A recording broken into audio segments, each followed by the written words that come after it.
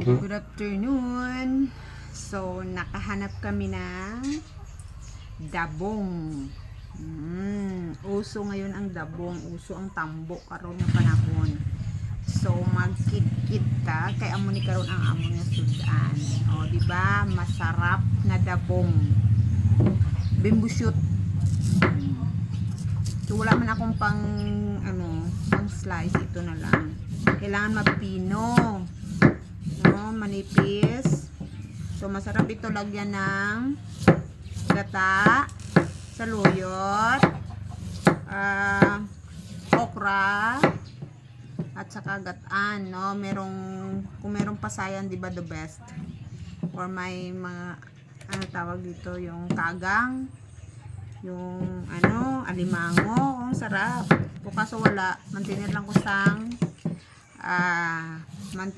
sa kalkag mamaya.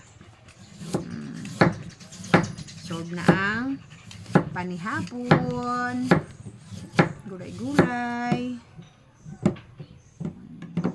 diba?